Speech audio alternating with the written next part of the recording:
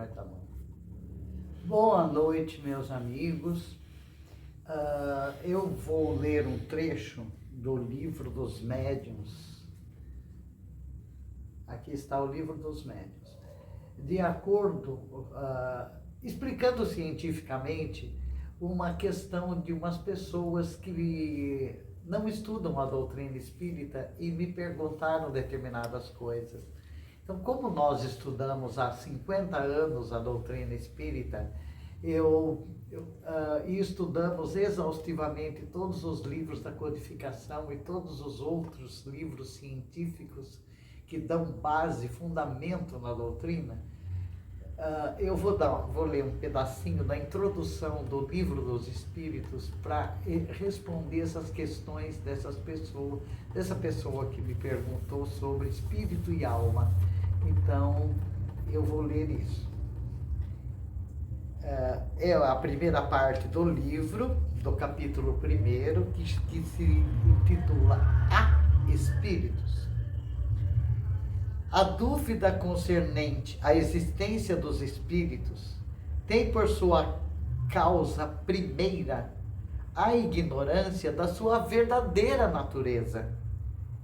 Geralmente são imaginados como seres à parte na criação e cuja necessidade não está demonstrada.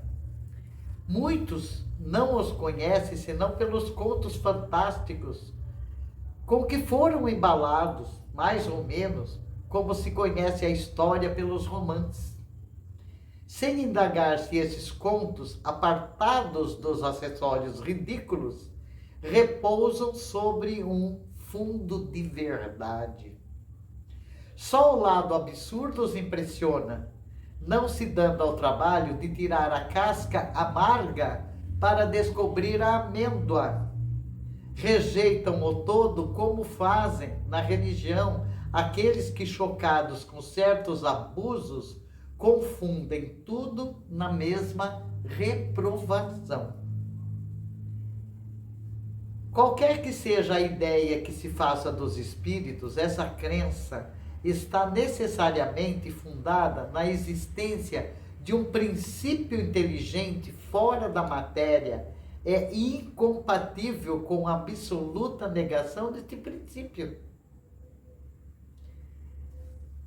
Então, quando Kardec começou a codificação da doutrina e fazia as suas experiências, que a maior parte dos que estudam sabe o princípio das mesas girantes, as pessoas se reuniam em volta da mesa e a mesa dava as pancadas e respondiam às questões. E essas questões respondidas não tinham relação nenhuma com o que cada um que estava em volta da mesa, os assistentes, estavam pensando. Então eles formulavam perguntas e através das pancadas e através do código que se estabeleceu para as respostas, os espíritos iam respondendo. E depois, à medida que foi evoluindo, começaram a escrever, a usar os médiuns psicógrafos, que Kardec deu o nome de psicografia, e grafia da mente, porque o espírito fala na mente do médium e o médium escreve. Muitos falam com voz articulada, que aí é psicofonia. Então, eles falam em voz alta e os presentes ouvem. E isso é extremamente comum hoje, depois de tantos anos de estudos, desde séculos passados, que Kardec codificou e que os estudos e as experiências foram feitas. Existiram muitos cientistas que começaram a estudar esses fenômenos, que muitos chamam de paranormais, mas são fenômenos mediúnicos, que se passam na mente do espírito. Porque o que é o espírito se não for a alma das pessoas vivas que desencarnaram aqui e que estão vivendo no mundo espiritual? É a própria alma. E se eu for negar a existência de um espírito, eu vou negar a existência da própria alma. por que que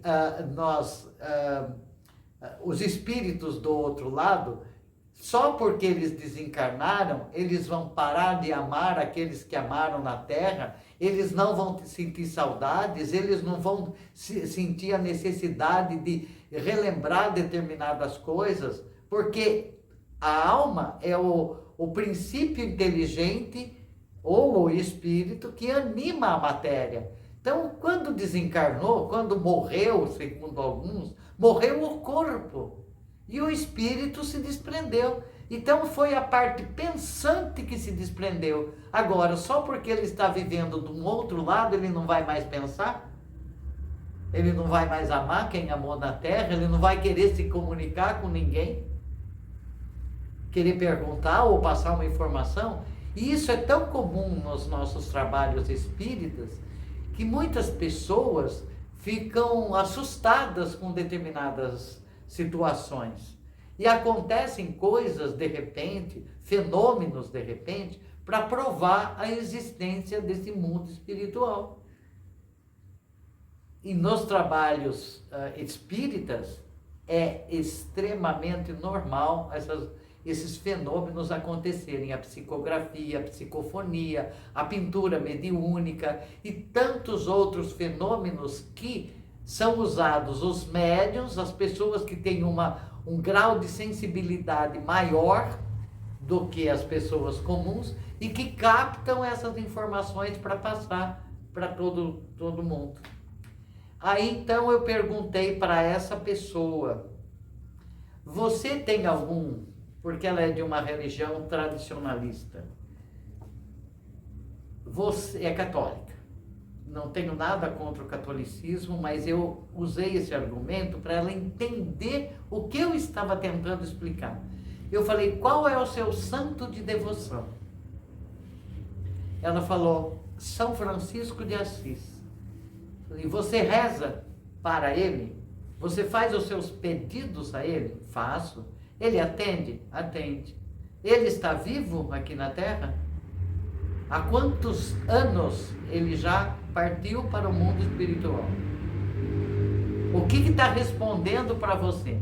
Ele é vivo aqui na Terra? Você conversa com ele, vai lá na igreja e chama, ou telefona, ou alguma coisa? Não, ele está morto. O corpo dele está morto, o espírito dele está vivo. Então, todos eles estão vivos. São os espíritos. Então, você falar que não acredita em espírito é um contrassenso, porque todos os santos de devoção já desencarnaram, já há séculos e séculos e séculos. Ora, Deus não é um espírito? Há 2023 anos ele viveu na Terra, foi crucificado, como diz, morto e sepultado, e ressuscitou no terceiro dia. Então é isso que, se ele está andando no nosso meio? Não. Mas é o espírito dele que está comandando o universo. E é o espírito dos outros santos, dos emissários de Deus e de Jesus, que estão envolvendo a todos nós. São espíritos.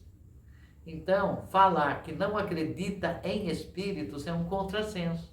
Todos nós temos os nossos amigos espirituais, os nossos anjos de guarda. Os anjos da guarda estão todos vivos, andando para lá e para cá no nosso convívio? Não. São espíritos. Então, essa questão, o capítulo é bem longo e requer um estudo profundo a respeito dessas questões. Então eu peço para que quem não entendeu direito, que estude um pouco mais sobre a existência do mundo espiritual, para depois chegar a conclusões mais acertadas. E a ciência prova tudo isso. Eu gostaria de agradecer a todos que estão me ouvindo, pedir a esses amigos espirituais, esses espíritos de luz que protegem e amparam a todos nós, todos os dias, aos quais nós fazemos os nossos pedidos, as nossas preces, e a maior parte delas nós recebemos, porque quando nós não recebemos, não é porque o Espírito não ouviu, é porque não era o momento certo de eu ter merecimento daquele pedido naquele momento. Então vamos aguardar com paciência, vamos estudar o capítulo, entender tudo isso. Então agradeçamos a eles, todas as informações que nos são dadas, toda essa luz, essa paz e essa energia tão preciosa e luminosa que eles imprimem em todos nós, todos os dias. É só entrarmos em sintonia com eles. E que eles, na sua infinita misericórdia, abençoem a todos nós, hoje e sempre. E assim seja.